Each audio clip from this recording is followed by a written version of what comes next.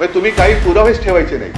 जर का तिथलं व्हिडिओ रेकॉर्डिंग मागितलं तर व्हिडिओ रेकॉर्डिंग द्यायचं नाही, मतदार यादीमध्ये सगळा गोंधळ करून ठेवायचा, मतदार याद्या मागितल्या तर ते देत नाहीत। आणि म्हणून म्हटलं की ही काही लोकशाही तुम्ही हुकुमशाहीच्या पद्धतीने चालवत असेल तर ती आम्ही कदापि मान्य करणार नाही। एकूणच सर्व परिस्थिती काय आहे, काय चाललेलं आहे याची कल्पना जयंतराव, बाळासाहेब आणि राज यांनी आपल्यासमोर मांडलेली आहे। एक गोष्ट मी आवर्जून सांगेन, एकूणच लोकशाहीसाठी, तिच्या रक्षणासाठी महाराष्ट्रातले सर्व राजकीय पक्ष एकत्र आलेले आहेत। आम्ही सर्व एकत्र येत असताना भारतीय जनता पक्षाला सुद्धा पत्र दिलं होतं, पण आज व्यासपीठावर आणि आमच्या कालच्या आणि आजच्या भाजपाकडनं कोणी आलेलं नाही।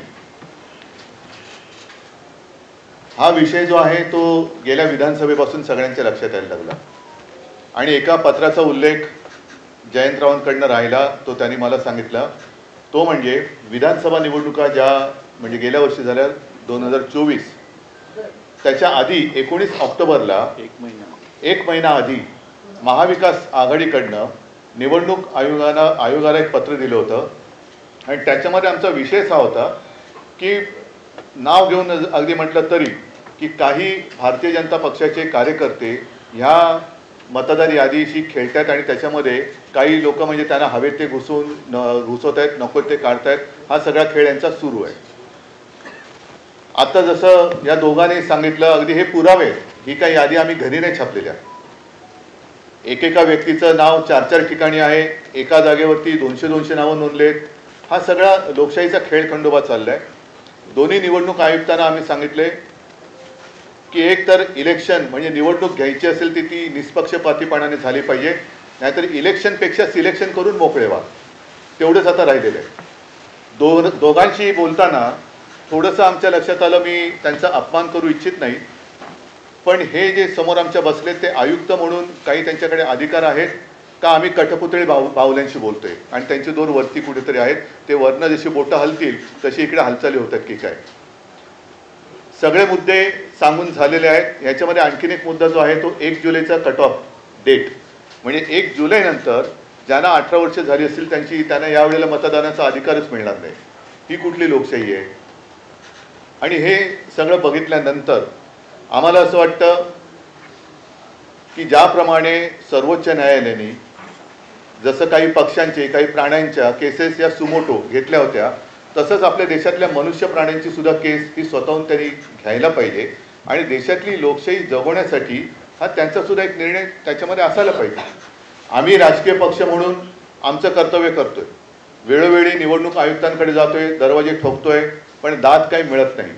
आमच्यावरती लोकशाहीच्या नावाने जर का हे हुकुमशाही गाजवणार असतील तर ही हुकुमशाही आम्ही काही त्यांना गाजवू देणार नाही, हे तर नक्की आम्ही केलेलं आहे। थोडक्यात आज आमचं म्हणणं या दोन्ही आयुक्तांकडे, कारण काल दोन्ही आयुक्तांना आमच्या विरोधी पक्षांची किंवा आमच्या राजकीय पक्षांची, विरोधी नाही राजकीय पक्षांचे प्रतिनिधी मंडळ त्यांना भेटलं, शिष्टमंडळ भेटलं।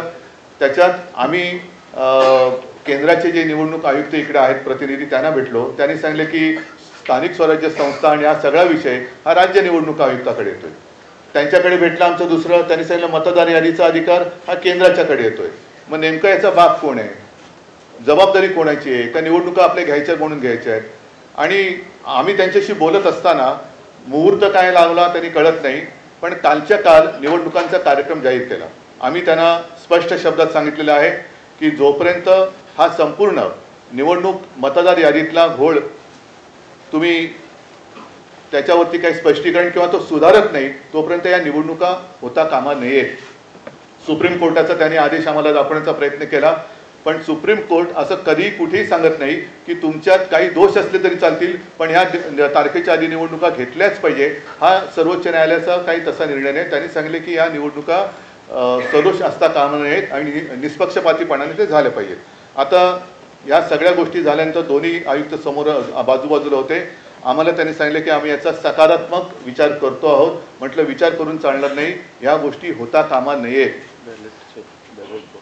या गोष्टी होता कामा नयेत, कारण आपल्याला जो काही धक्का बसला होता विधानसभा निवडणुकीच्या निकालानंतर, त्या सगळ्या सत्ताधारी जे आता आहेत त्यांच्या सत्ता प्राप्तीच्या चोरवाटा आम्ही आता अडवलेल्या आहेत। या चोरवाटा आहेत, मतचोरी ही चोरवाट आहे, पक्षचोरी ही चोरवाट आहे, त्याच्यानंतर आणखीन एक मुद्दा आम्ही सांगितला, पण तो त्याचा पुढचा टप्पा आहे. पहिली मतदारांची यादी ही निर्दोष असायला पाहिजे, व्यवस्थित असायला पाहिजे. म्हणजे 117 वर्ष आणखीन 124 वर्ष असे जर का लंबी उमरवाले मतदार असतील तर मला वाटतं जगातलं सगळ्यात चांगलं वातावरण, हवामान हे आपल्या देशात आहे. कारण इकडे लंबी आयु, दीर्घायुष्य भव म्हणतात ना, तसं झालेलं आहे. थोडक्यात एक तर निवडणूक आयोगाने एक स्वीकारलं पाहिजे की त्यांचा पुनर्जन्मावरती तरी विश्वास असला पाहिजे, आणि नाही तर जे मतदार हयात आहेत आणि त्यांचा मतदाराचा अधिकार हा हिरावून घेतला आहे, डिलीट केलेला आहे, मग त्यांच्यावरती सदोष मतवधाचा गुन्हा दाखल करावा का. आणि पुढचा विषय जो आम्ही सांगितला आहे तो याच्या पुढचा येईल, तो म्हणजे आता पहिला EVM वरती आमचा आक्षेप आहेच. EVMचा आक्षेप कमी पडतोय की काय, म्हणून आता मुंबई महापालिकांच्या निवडणुका सुद्धा EVM वरती तर घेतल्या जातच आहेत, पण VVPAT पण त्याच्यात ठेवणार नाही.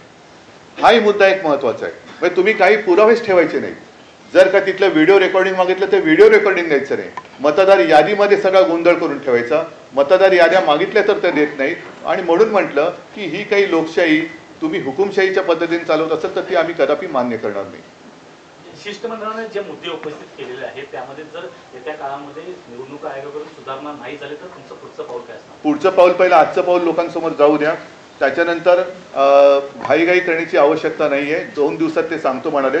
सकारात्मक विचार त्यांचा, त्याला ते सकारात्मक कशाला म्हणतात ते त्यांच्या उत्तरातनं कळेल.